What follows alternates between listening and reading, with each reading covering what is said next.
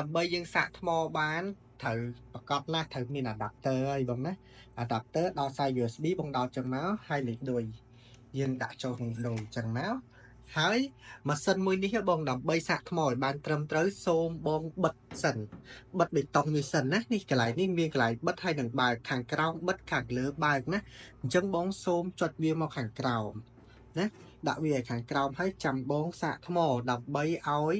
ម៉ាស៊ីនបឺតស្រូបថ្មបានលឿនហើយនឹងបឺតស្រូបថ្មបានល្អការពារកុំឲ្យមានការឆ្លងចរន្តណា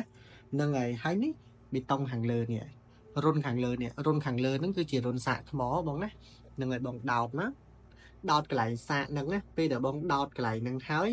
ម៉ាស៊ីនវានឹងលោតពណ៌ក្រហមបាទនេះម៉ាស៊ីនលោតពណ៌ក្រហមមានហាថ្មអត់ទាន់ពេញទេយ៉ាក់ម្ដងហើយម្ដងទៀតដើម្បីសាកថ្មបានសូមបង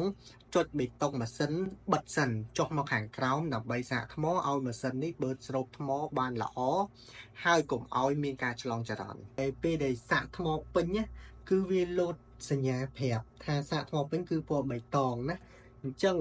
នៅពេលដែលសាកថ្មពេញថាមពលថ្មដែលអាច stand by ជាប់ដោយថាយើងអត់ប្រើប្រាស់សោះគឺអាចចន្លោះពី7ថ្ងៃទៅដល់14ថ្ងៃបងប្អូនណាក៏ប៉ុន្តែបើសិនជាបងប្អូនសាកថ្មពេញបែបនេះយកទៅប្រើប្រាស់បងអាចប្រើប្រាស់ចន្លោះពី